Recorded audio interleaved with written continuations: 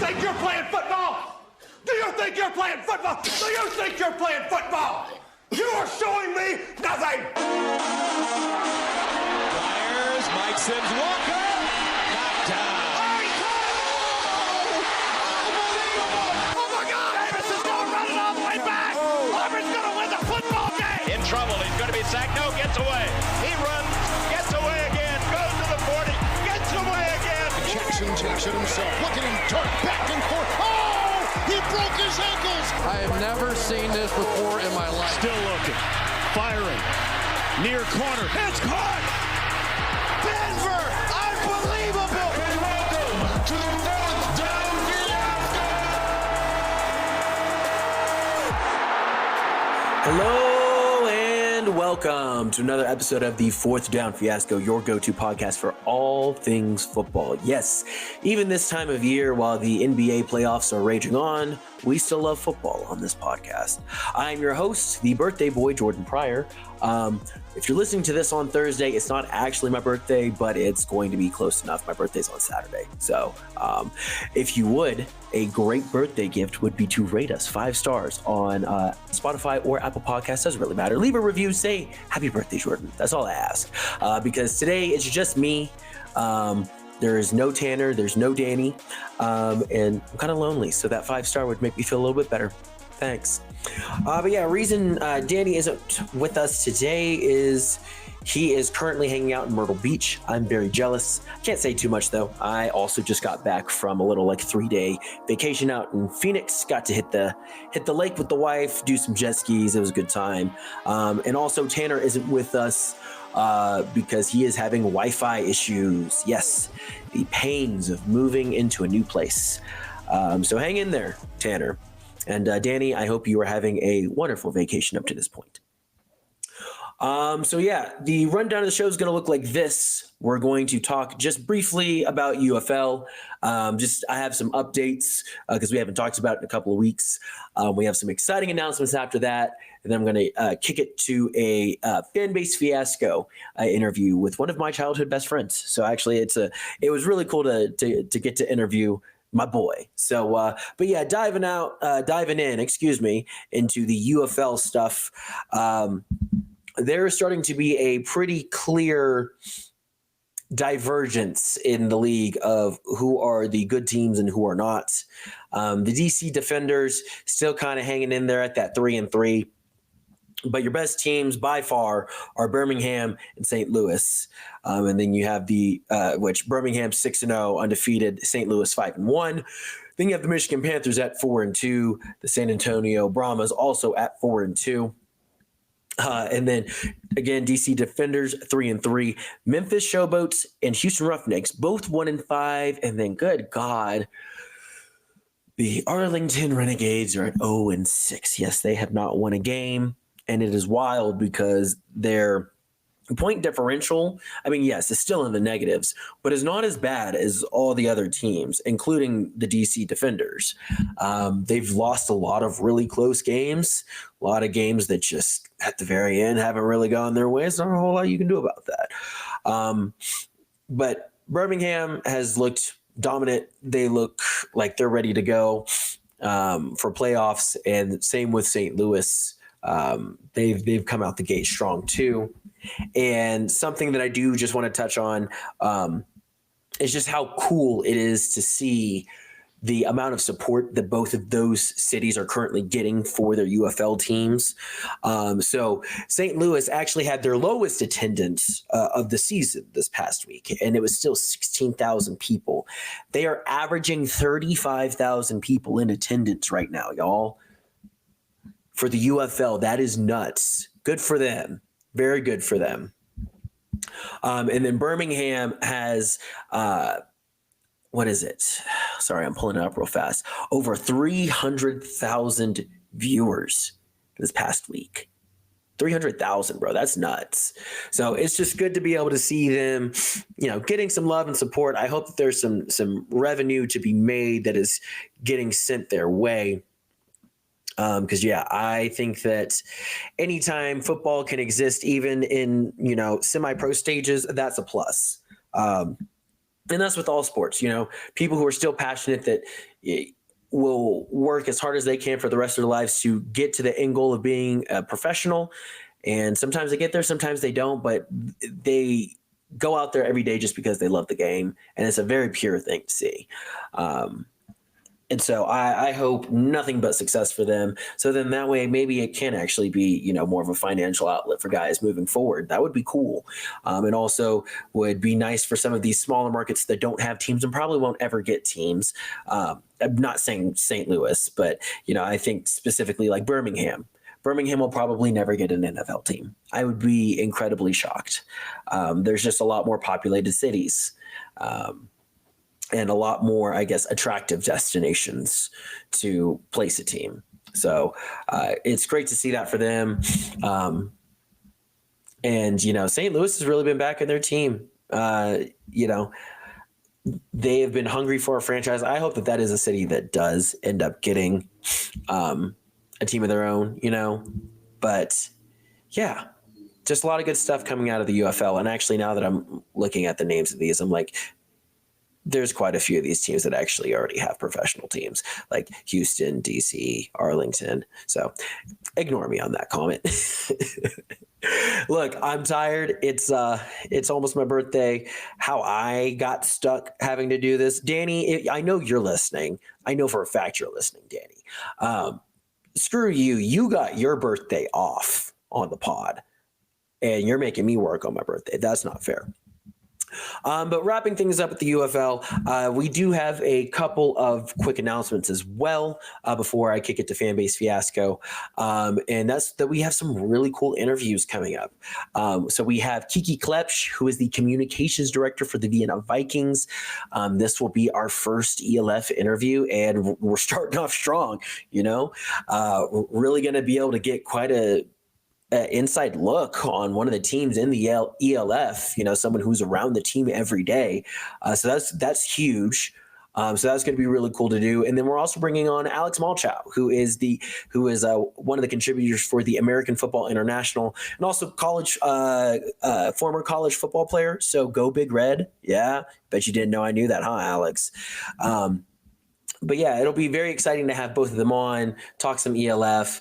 They should be able to help us on the show get more context, just because, not all of these highlights and clips and storylines and things are easy to find and come across if you're just diving into it. I mean, some of these teams have been around since the 90s, and, whether they've, like in Barcelona's case where they stopped being a team and then they became a team again, there are just little nuances about this league that we just don't know. And so it'll be cool to get a real inside look at the ELF as we prepare to be able to cover it this summer. So that'll be a really good time as well. And yes, side note, I am still determined to get us an interview with an NFL player. I had a friend of mine who brought that up. Was like, you said that on a pod. And I was like, I sure did. And hasn't happened, but we're going to figure it out. It's going to happen. We're going to get an NFL player on this podcast. Just mark my words. But yeah, that is all I have. I know, short update. It's really more of just an extended intro. But with just me being by myself, there's no arguing or, disagreements or anything else fun that makes our dialogue a lot longer, rambling, stuff like that. So yeah, short intro. We'll be right back after this commercial break, and then we have a Fanbase Fiasco segment. You're the proud owner of a business, and you've got it all.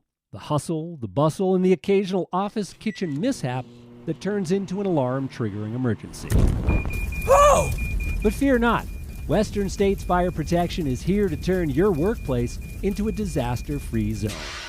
Our in-house team handles everything from fire sprinklers to alarms, monitoring, inspections, extinguishers, and more. Visit WSFP.com to request a quote.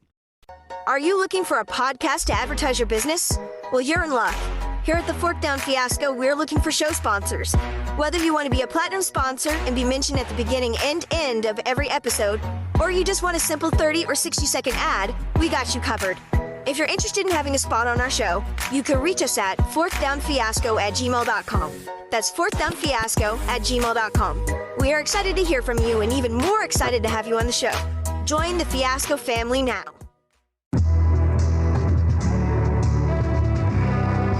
Yeah.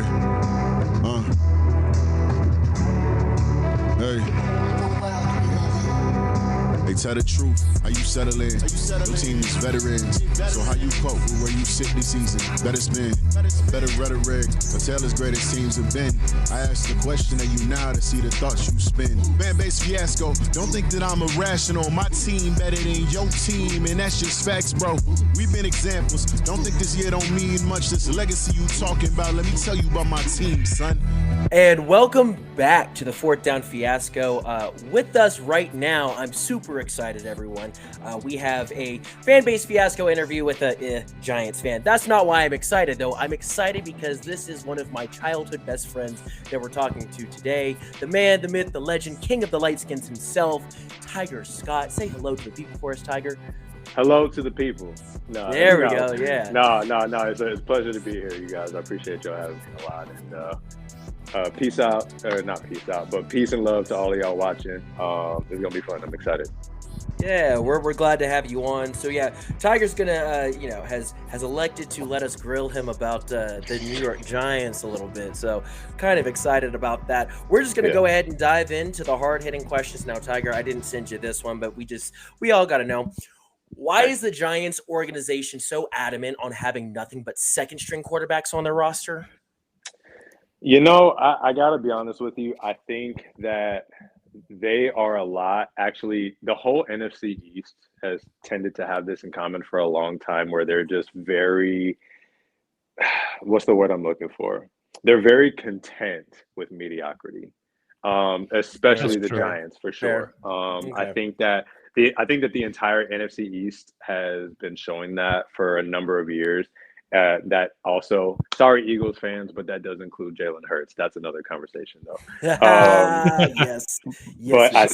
But I think that the Giants, for some reason, because they're a big market team, I think a lot of times they're just okay with the fact that they're a big market team, and they think that, oh, you know what? Because we're a big market, we don't have to invest in elite talent at the quarterback position. We don't have to actually have somebody who is supposed to be like the player who arguably plays the most important position on the field, or one of them at least.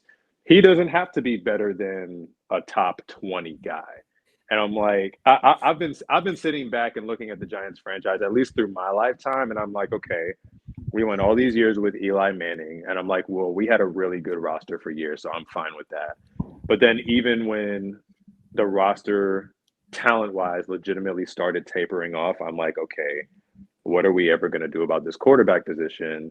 And they thought, you know what? To make up for the fact that we don't want to do anything about the quarterback position, let's go draft Saquon Barkley. That'll solve our problems. Needless to say, it solved none of our problems. One of the biggest reasons why is because while Saquon has the quads of a bull, he is not healthy, like almost ever. He has the bones of glass. Pretty much. Like, you know how his some people ankles say can't that hold his weight. Literally, like, you know, some people will say people have a glass jaw. He might have a glass anatomy. I'm gonna be honest with you. So that's been that, and like obviously he's a Philadelphia Eagle now. We'll see how all that pans out. I know obviously he's still one of the 5 best running backs in the league, but you know what's going to contribute to that also is how often he can stay healthy. So we'll see how that plays out. But the direct answer to the question is genuinely, I don't know. This is just how it's been for a long time, and I've just become numb to it, if I'm honest with you. Fair. All right, my first question is not going to be as brutal dickish. As Jordan's. But, yeah, as dickish, yeah. But it mainly just, how did you become a Giants fan? And we'll just do 2 in 1. Who is your favorite player to watch growing up? Man, yeah, absolutely. So to answer the first question, I think the biggest and like most given thing is that my family, a lot of us are from New York, and so my family's full of Giants fans. There's a sprinkle of Jets fans in my family, but we're not going to talk about that today. A majority, like 99% of my family is full of Giants fans, and so that probably did have a part in why I'm a Giants fan. But growing up, at least as far as the Giants specifically, my favorite player to watch was Tiki Barber, and I had been watching him from the time I was maybe 3 or 4 years old, and I was just watching him absolutely That's a solid destroy choice. people's defenses. No, and yeah. so he was always such a fun player to watch, and he was the one that made me realize, like, oh wow, you know what? The Giants are a decent team to watch, and clearly everybody else in my family likes them, so why not? But then, eventually I ended up growing up to watch the Giants win their first Super Bowl of my lifetime. They won their second one just a few years later. And so from the time I was little was when I developed my fandom for the Giants. And then to answer your second question as well, who is my favorite player to watch growing up? There's a lot of choices on that. I mean, I grew up watching guys like Randy Moss, Ray Lewis, even Drew Brees was one of my favorite players to watch growing up. Champ Bailey, Troy Polamalu. Like there was a lot of just elite guys I was blessed to watch growing up. And so it's so hard to pick just one. There's honestly probably a pretty long list of guys who I could consider. Oh, another guy I didn't even, for some reason, I forgot the name, Larry Fitzgerald. I'm like, was absolutely. Oh yeah, Larry Fitz. Growing up. So yeah, there's honestly a laundry list of guys that I could say were part of my favorites to watch growing up. So it's hard to pick just one. Favorite Giant by chance? That's a really good question. So between Tiki Barber and Corey Webster, who was one of our old corners, he was a dog. Honestly, this might catch somebody off guard, but Jeremy Shockey. That man was absolutely my favorite Giant growing up. He was just, I mean, he obviously had the size and power of a tight end, but he was also such an amazing route runner. And then even when he had the ball in his hands, you were very liable to get trucked by him. So, that hit stick was crucial. Oh, 1,000%. I also watched him just like absolutely, like multiple times, drag multiple guys a few yards past where he initially got contact. So, yeah, Jeremy Shockey was probably my favorite Giant growing up. I would always take both the Barber brothers and Jeremy Shockey when I played Street 2 in NFL on the PS2. Hey, you're never going to go wrong with that. Nope. You had 6 people. A lot of stiff arms. A lot of stiff arms right there. Listen, a lot of stiff arms, a lot of hit stick, a lot of user juke. It's pretty much what you're getting out of those guys. So, still kind of retrospectively looking at your team here, more in the previous years and stuff. Let's got to address the elephant in the room. Eli Manning. Do you personally believe that he's worthy of a Hall of Fame bid? Now, I'm going to start answering that question by saying this. I think it depends on what the consensus criteria is, because it gets flimsy a lot of years, and there's a lot of context that goes into it. There's a lot of nuance, but my personal answer is no. And I know a lot of Giants fans may not agree with me on that. Somebody may come at me about that. My personal answer is no, and this is my personal perspective on it. Eli was never the guy that opposing defenses game planned for.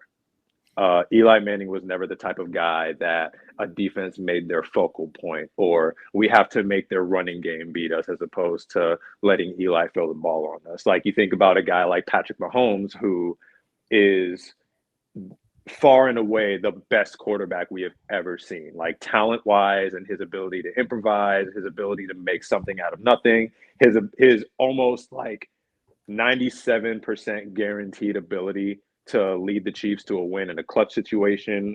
Like, he's got it all, and that defense's game plan for him. Joe Burrow for the Bengals, that defense's game plan for him. He's one of those guys that's so cool, calm, and collected. He basically lets nothing affect him, and because of that, he's again very liable to lead his team to a win in a clutch situation. Or he's just out here just dotting up everybody's defenses. And then needless to say, I think we all know what made Tom Brady so great. It was that even outside of all the cheating scandals and all the this, that, and the other, whatever, let's be honest, he did a lot of terrible stuff to his career. But even looking at his career objectively, though, like all jokes aside, one of the things that made Tom Brady so great was his clutch factor, his calmness in high pressure situations. You know what I mean? Yeah. So, and Eli was never that guy. Eli was never that guy that was liable to put the team on his back and carry the Giants to a win, or be the main reason that his team won. The crazy part about it is, I think that he's going to make the Hall of Fame because people are going to look at not only his 2 Super Bowl rings, but factor in who he beat to get them. And granted, that's not a small thing. Like, that's not something to just kind of push to the side. But I also think about the fact that he was never a super accurate passer. He was very much a volume passer, and that's why he ended up finishing his career top 10 all time in passing yards, which Matthew Stafford's going to pass him up after this season, so it doesn't really matter. But I think when you factor in a lot of other nuanced factors of his career, he doesn't really have a Hall of Fame bid, in my opinion. But unfortunately, I wouldn't be surprised if he made it in based off the fact that he won 2 rings and he beat Tom Brady and the Patriots to get them. Yeah. It's crazy. I think I might have the opposite opinion of you, which is weird, being the Cowboys fan and be like, nah.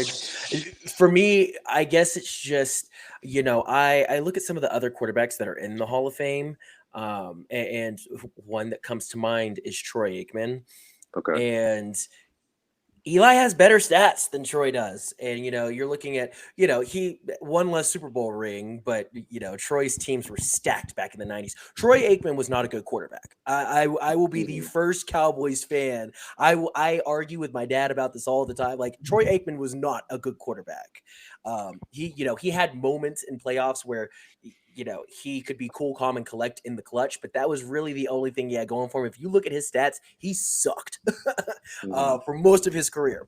He got carried along by, multiple Hall of Famers and arguably the greatest defense. We don't even need to go down that list right now. Yeah. But no, I know exactly what you mean. I will say, not necessarily as pushback to that, but I think the other thing we have to factor in is that Aikman played in an era that was much less pass heavy. That's fair. He played in an era that was much more reliant on the run game. And so, and especially when defenses a lot of the time drove football games. And so I won't necessarily hold against him that he had much worse stats than Eli, but also, like, I agree with you. Like, neither Aikman or Eli were really ever good quarterbacks. Yeah. I think playoff Eli belongs in the Hall of Fame, but not regular season Eli. I don't know, for whatever reason, Eli in the playoffs, unstoppable. For some odd reason, playoff Eli was a dog. He always turned it up a notch. Like, and you're just like, he was like, we'll get there, and then I'll just go. It's like, it's kind of like how I feel like the NBA is nowadays. Like, everyone's resting until the playoffs, and then they're healthy, and it's like, that's just kind of what Eli did. Yeah, I think his big detriment truly is his interception numbers. I feel like if his interception numbers weren't just so egregious. I have StatMuse pulled up right now, and I'm looking at multiple 20+ interception seasons. Like, that's bad. He had one season where he threw 27 picks. Like, but how many times did his picks cost them like wins? That's the main thing. You can have picks, but if you won those games, it doesn't matter. I'm about to say, I think I can definitely, not off the top of my head, but I can remember a lot of games where whether it's regular season or playoffs, he threw a pick at some point in the game that arguably cost the Giants the game. So whether he threw a very crucial pick in the second quarter and that ultimately turns the trajectory, or whether it's the final drive of the game and he throws a pick to seal the game, whatever it is, he's definitely had multiple instances like that. But I will agree with you and say that playoff Eli was definitely a different animal. However, like I said, as a general consensus, and 80% of the time, he just wasn't a good player. But again, I think that a lot of people are going to look at his playoff resume specifically and be like, you know what? He belongs in the Hall of Fame. And I won't necessarily agree with that, but at the same time, I don't have a Hall of Fame vote, so who am I, And also, if it's your guy, are you really going to argue it, I guess, but also, like, I grew up loving the Giants because of guys like Tiki and Jeremy Shockey and Plaxico Burress and Corey Webster. So Eli was never really one of those guys that made me love the Giants. Like, I thought he was decent enough to help get our team by, but he was never really anything special for me. Gotcha. About people that make you love or hate your team, how do you feel about Coach Dabble? Oh, yes. Great segue, first of all. Just waiting for it. Yeah, I feel that. That's real. That's real. Personally, I love Coach Dable. And I think that he's multiple times, like even before New York, back when he was in Buffalo, he had already proven multiple times that he deserves to be a coach on some level in the NFL. I'll start by saying that his presence versus his absence in Buffalo, I think you can easily tell was the difference in Josh Allen's productivity and lack thereof. And not even necessarily productivity, but his turnover rate. When Dable was there, he was turning the ball over a lot less. And ever since Dable left, Josh Allen became a lot more reckless with the ball. But that's another conversation. Dable came to New York, I think, got the roster, at least in most part, in order. And he won Coach of the Year. You don't do that by being average, and you don't do that by being mediocre. So I think that Dable is an excellent coach, but the roster is not reflective of that.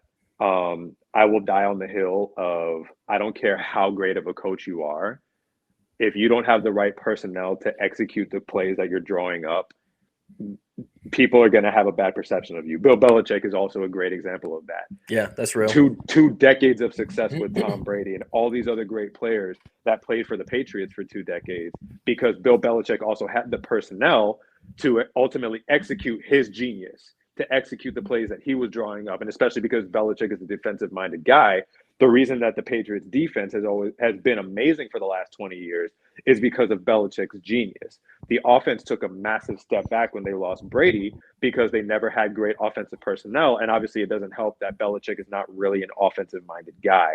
But even going back to Dable, I think that he's a very versatile and very all-around coach. I just feel for him because the last 2 years, outside of Saquon and maybe Darius Slayton, he hasn't really had a ton of personnel to execute on exactly the type of culture he's trying to set in the locker room. But in and of himself, I do think he's an awesome coach, and I'm glad he's on my team. Yeah. Oh, yeah. Oh, yeah. Nice. So looking, I guess, we've gone over coaching. Now let's talk about the season that y'all just had. How would you grade this past season, like A through F, and why, I guess? Yeah. Obviously it wasn't a great season by any stretch, but I also don't think it was an awful season.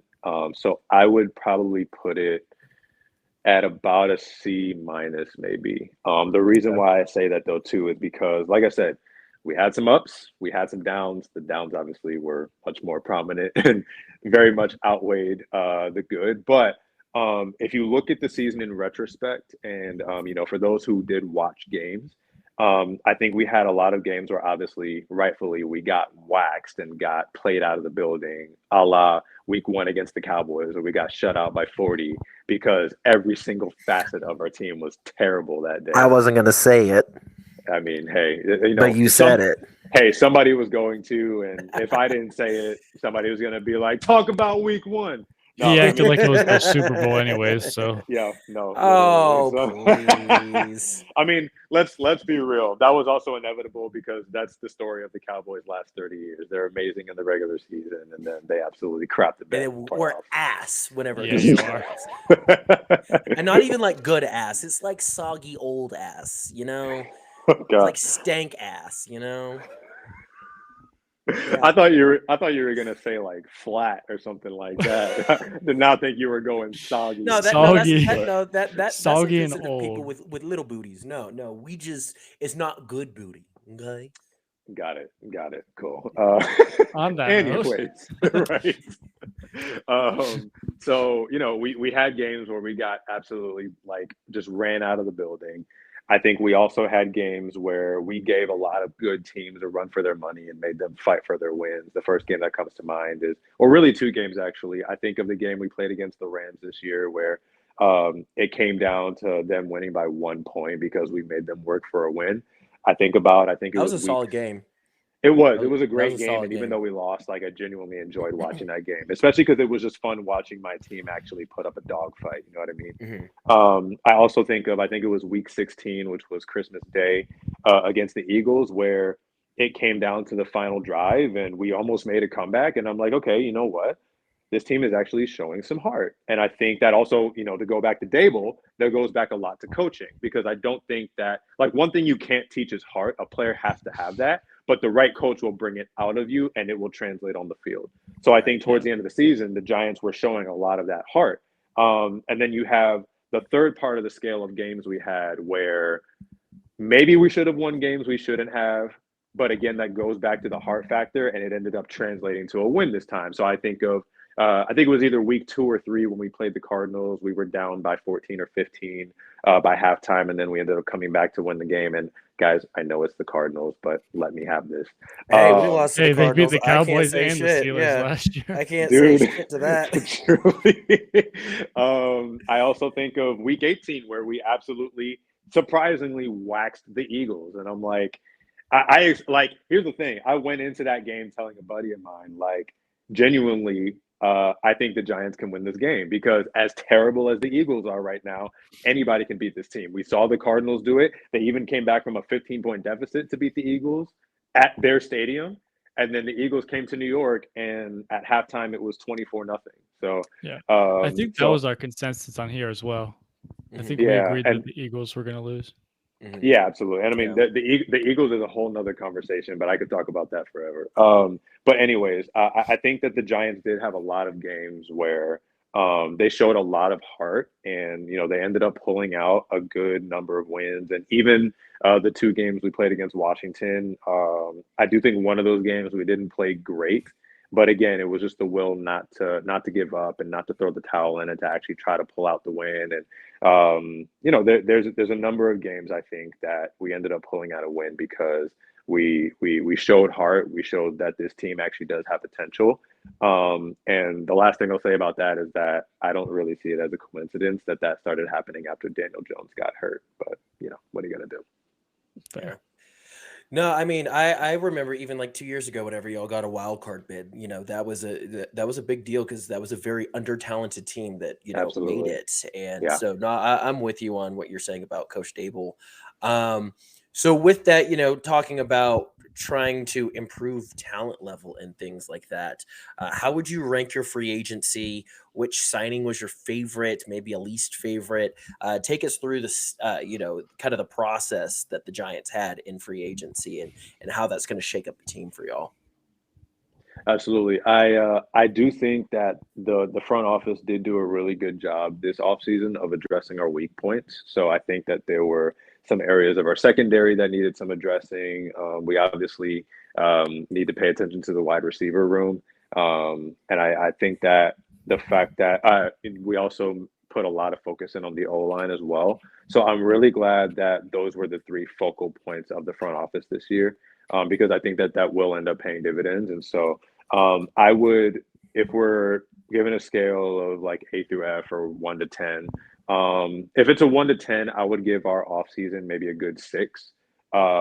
Because, at the end of the day, I do think losing Saquon made our offense take a massive hit. However, we ended up getting a really solid power back in Devin Singletary, and he's definitely nobody's scrub. And so I think that he'll add a decent element to our run game. And I'm just really glad, honestly, that we addressed the defense, because to answer your other question, my favorite signing was us somehow pulling off getting Brian Burns. I think that he is one of the better linebackers in the league, and in all honesty, him and Kayvon Thibodeau is about to be a very dangerous duo. So I would say that Brian is my favorite signing this offseason. Okay. Danny, I'm actually going to go out of order with these questions, just because he brought up Brian Burns, and we have that question. But yeah, so take us more through that. How does Brian Burns impact your defense, like specifically the scheme? And it sounds to me like you think that he's worth the $30 million a year, correct? Absolutely. I think that, like I said, he's one of the 5 best linebackers in the league, and I think that he's one of those guys that demands a lot of attention on the defense. So even if it's not him getting a crazy number of sacks, he's likely to end up opening a lot of opportunities for guys like Kayvon and other guys in our secondary on the blitz. And he'll end up creating a lot of new opportunities for our D-line as well. I think that Dexter Lawrence may even end up having a really good season, because Brian Burns is going to divert a lot of attention to himself. And so I think that Brian Burns also adds a lot of like a very scary combination of speed and athleticism for his size.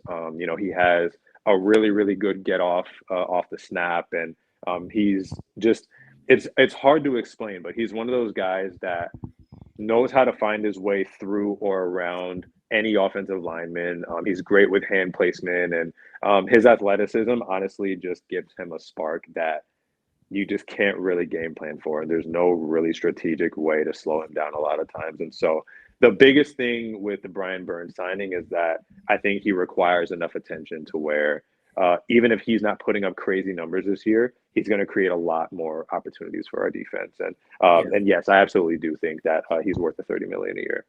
Yeah, I know some people that just because last year he didn't have the 10 sacks or whatever that don't think that he's. Well, I mean, he was playing for the Carolina Panthers. It's the same reason that Christian McCaffrey was basically hurt all the time, is because Carolina's O-line couldn't protect him for anything.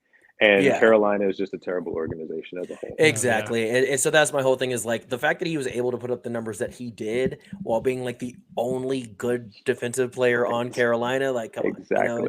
Yeah. So I feel good. And the fact that the Giants have a number of better defenders than Carolina does, like I feel optimistic. Now, obviously, I'm one of these guys that has to see it play out on the field before I believe you on paper. So obviously I have to see how the season goes, but on paper, at least, I do feel good.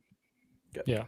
Talking about D-line, let's hop over to O-line. You guys signed a handful of offensive linemen. Do you think that extra protection can really take your offensive protection to the next level? Like, can your offense produce more than what it did last year?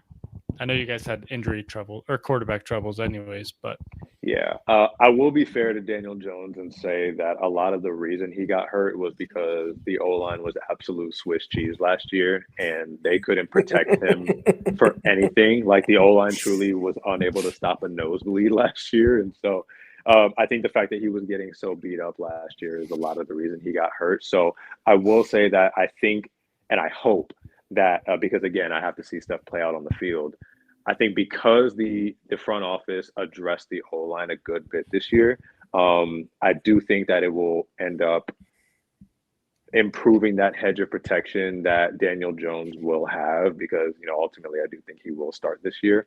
And I do think that the offense will get a decent amount of production this year, because of the offensive line improvements, but I also think that the improvements around the offense as well will likely pay dividends throughout the season. Yeah. So you guys signed Drew Lock. Mm-hmm. I don't know if you're a Daniel Jones truther or how your feelings are for Daniel Jones. Do you think he could be QB1, Drew Lock, or no? I think that in the world that I live in, it's very realistic. But in a very more realistic realm, he still has another year of a lot of guaranteed money. So I don't really see that happening this season unless Daniel Jones gets hurt again, which in that case, at that point, I think the Giants have a decision to make. But I do think that whether there's a QB competition in the offseason or in training camp, or, whether Daniel Jones does get hurt again, I do think that Drew Lock can become liable to take that starting job. Because, again, the Giants are a very average at best team as it is. And so they're going to take whatever they can get, really. But I mean, when I think of Drew Lock and like how he played last season, stepping in for Geno Smith, I think about the fact that against the Eagles, he led a 92-yard touchdown drive, and ultimately he tossed a dot to Jackson Smith. And absolute dot. And I'm like, you know what? This dude was very questionable in Denver, but you got to call a spade a spade. Like, he played amazingly in that game, and especially on that last drive. Like, I did not expect that out of him, and he absolutely did his thing, and he led a game-winning drive. And so I think that he has enough talent to ultimately be serviceable for this offense. But again, like, there's circumstances that even play into the idea of him taking over that starting spot. However, I do think he has enough talent to be serviceable for us and ultimately, possibly to take the starting job. Well, and something that we've talked about on this pod before is that it almost feels like Drew Lock hasn't really ever gotten a fair shake in the NFL, because similar to how we were talking about Carolina being, a dumpster fire of a team, Denver's not too far off. They're not as bad as Carolina as far as being a dumpster fire organization, but I mean, quarterbacks go to die there now. Pretty much. Yeah, absolutely. Except for Peyton Manning. Well, basically ever since Peyton left, if there's ever been a quarterback with the Broncos since Peyton's been, retired, they have gone there to die essentially. And they're getting to like Browns levels. It's not just quarterbacks too. They have so many different positions. I mean, I think about like Jerry Jeudy. I feel like if you were to put Jerry Jeudy on a team with a competent coach, he could be a fantastic wide receiver. But he looks like absolute ass in. He's in Cleveland now, so he's in Cleveland now. He's got Stefanski. He's got Stefanski coaching him now, and he's also around a lot of talent on the offense. Like he's got Nick Chubb in the backfield. You got David Njoku over there. That there's a lot more talent on the Cleveland Browns roster as a whole, especially that offense, than Denver has had since Peyton was there. And so I think that, even just giving Drew Lock, you talked about Dable's the kind of guy that can, pull every ounce of talent out of somebody as long as they have heart. And he has heart. He has a ton of heart. 1,000%. And so, I would be very curious to see what that looks like, even if it's just for a week or two, what that looks like, him being a QB1 in New York and seeing if that's a better product on the field. Absolutely. And honestly, I think that if he does manage to prove something like that, that could open up a lot of opportunities for him, whether it's with the team and maybe he gets some kind of extension. Obviously, he won't get massive money because he's not that kind of guy.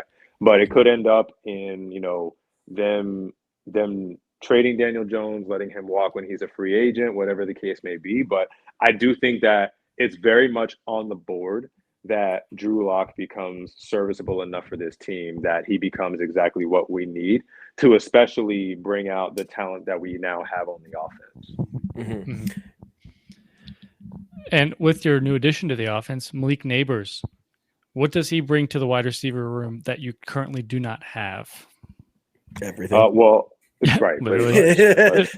Let's be real. The short answer is everything. But if we need to give an analytical answer, now I will say I do very much like Darius Slayton. I think he's a very solid wideout. Yeah.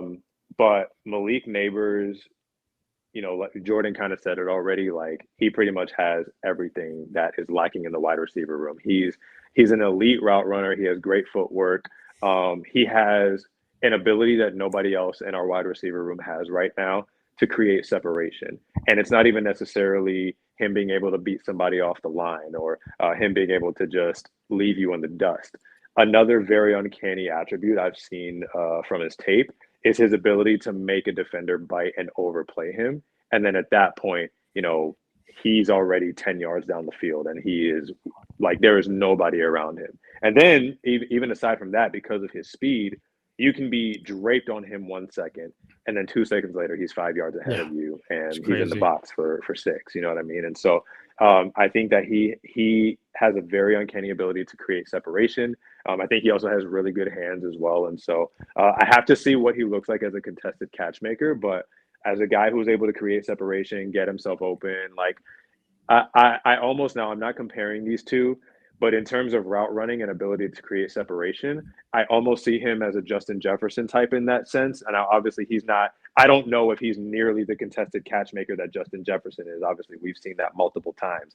So I would have to see what he looks like with a defender draped on him.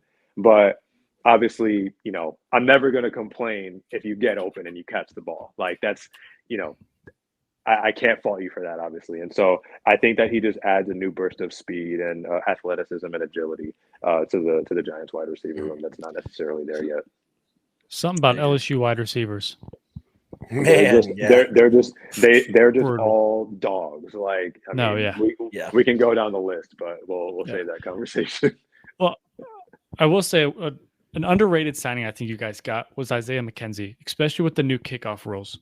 He's 5'8", 170. He flies. And now that he's forced to return kickoffs, I think that he can make your special teams be pretty solid and just throw him. He's quick. He's played with Dable before. Mm-hmm. underrated in my opinion. Absolutely. Yeah, no, he's familiar with Dable and his style of coaching, and so I think that's a very X type factor to look out for. And again, like you mentioned, like he's a very shifty guy, and so I think that he'll add a new factor to our special teams. And I don't know, I think he's going to be solid for us this year on special teams and on kick returns. Oh yeah. So we talked about Malik Neighbors, but kind of give us your overall ranking or outlook on the draft, and besides Neighbors, because I'm sure he was probably your favorite pick, but any other picks that stand out to you as well? Well, I mean, we really only had 2 major draft picks this year. Like a lot of our draft picks were pertaining to our O-line, which again, I'm super happy that we addressed. But in all honesty, if we're contextualizing it by saying that we really hope the Giants addressed their weak spots, their very obvious weak spots, I think they did a good job of doing that. We, like I mentioned before, we addressed our secondary, we addressed our O-line, we addressed our wide receiver room. And so I think because they did hit all those spots, I would say that our draft did go very well this year. And again, now you just have to hope that it all pans out on the field. But I'm actually very excited about our new guy out in the secondary, our safety, Tyler Nubin. Oh yeah. I remember watching a lot of tape on this guy recently, and I've seen a couple of his games. But after we drafted him, I watched a lot of tape on him, and he's a dog. Like he's a ball hawk. He's an absolute ball hawk. Like he's very liable to literally like be anywhere on the field. Like he can either be out in the secondary trying to hawk down the ball, or he can be on the blitz and in your backfield in a matter of seconds. And so, and that's the next thing I was going to say is that he's incredible in coverage, but he may be even better than that on the blitz. Like when he's on the blitz, he just finds a way into the backfield, and whether it's a run or whether it's play action, a pass play, whatever it is, like when he's on the blitz, he just knows how to get to the quarterback, and he gets there so fast. Like you almost don't even have time to process the fact that he's on the blitz. But I mean, even out in coverage, this guy knows how to read a quarterback's eyes. He knows how to track where the quarterback is hoping to go, and he ends up just being wherever the ball is. This guy will sometimes run a route for the opposing team's receivers. So I'm really excited for how this guy will likely pan out. Because he's dangerous. He's very dangerous, and so I'm glad we got him. I mean, yeah, last year 5 interceptions, forced fumble, also had a fumble recovery, did have a sack. And I mean, I know that hitting in football isn't what it used to be, but he puts a shoulder in people. That's actually the next thing I was going to say. He does not shy away from contact, and I like that. Listen, that's the next thing I was going to say is that this dude is not afraid to lay somebody out either. And I love watching safeties like that who can fly all around the field and are obviously very shifty, and he's very athletic. He knows how to get from point A to point B in a matter of seconds, but he also is a hitter, dude. Like he is not afraid to, like you said, put his shoulder pad into somebody's ribs. And so and that is such a plus to have on a team. I think about guys like Troy Polamalu, who used to just lay people out. And it was one of those things that it got to a point where Troy didn't even really have the interception numbers after a while because people stopped throwing his direction. But It was more that receivers started dropping balls in front of him because they were just like, ooh, already bracing for the hit. And you always want a safety that can.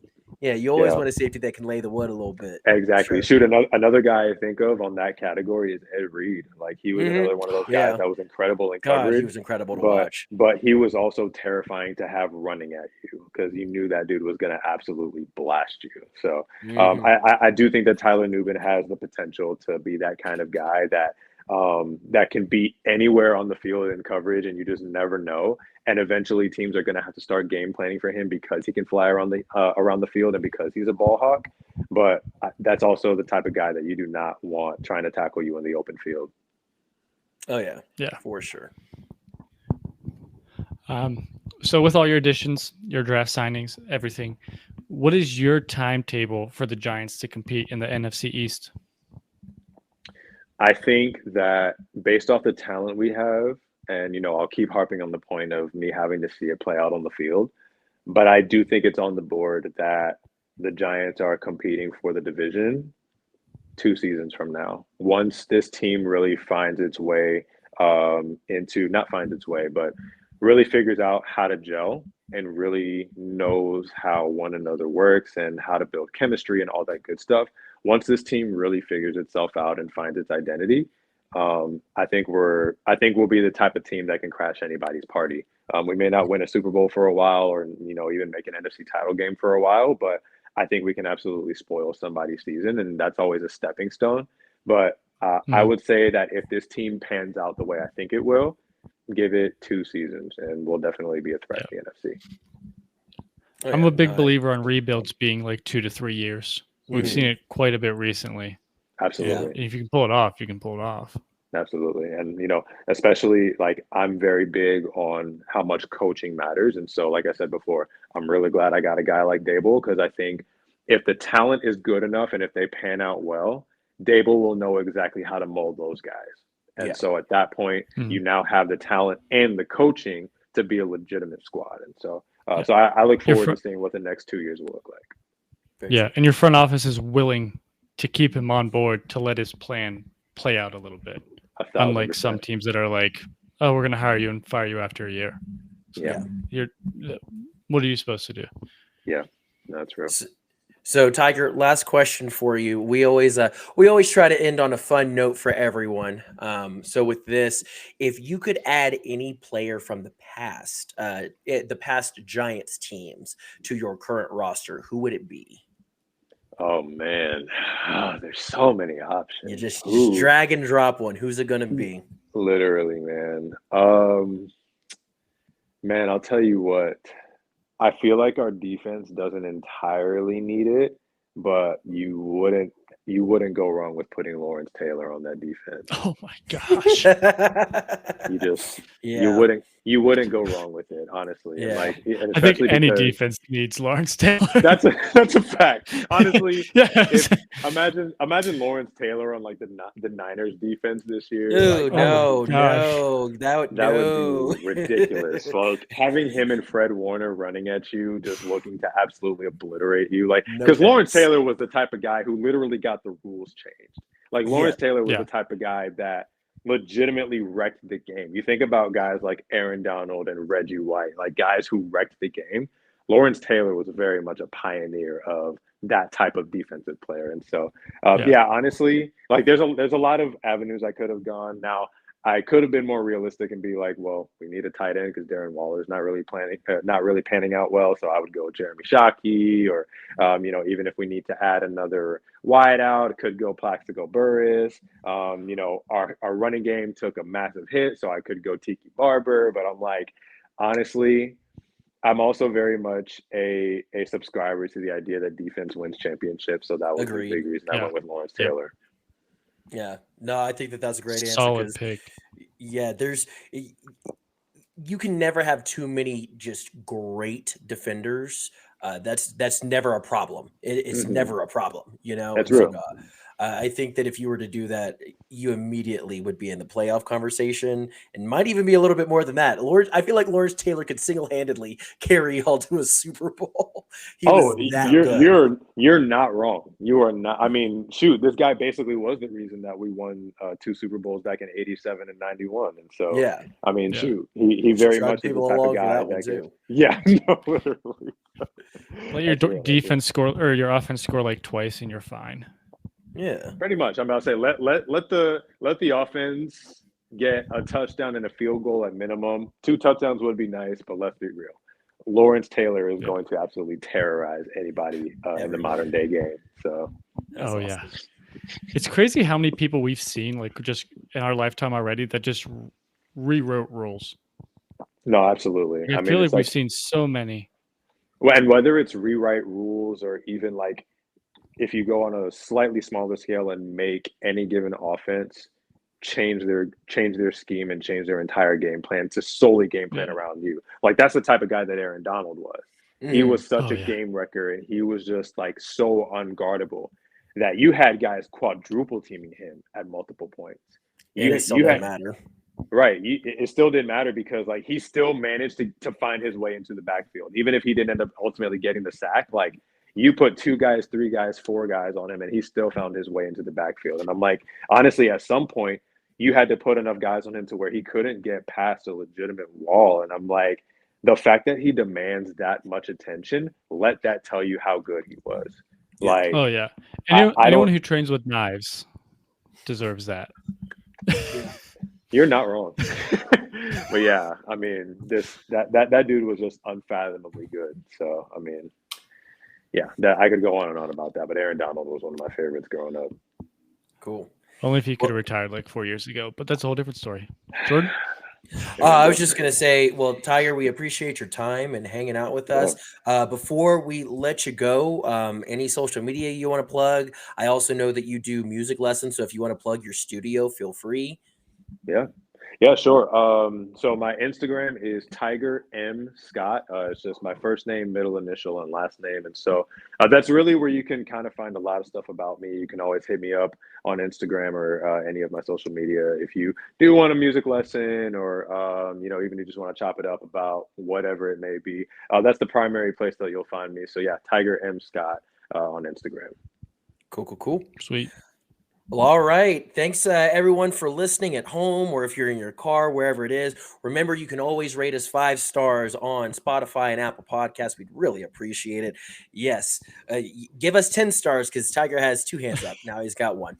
But we appreciate your time. You can follow us on Instagram and TikTok at Fourth Down Fiasco and at Twitter /X, whatever the hell you want to call it, at Fourth Down _pod.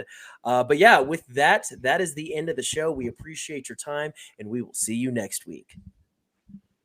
Peace.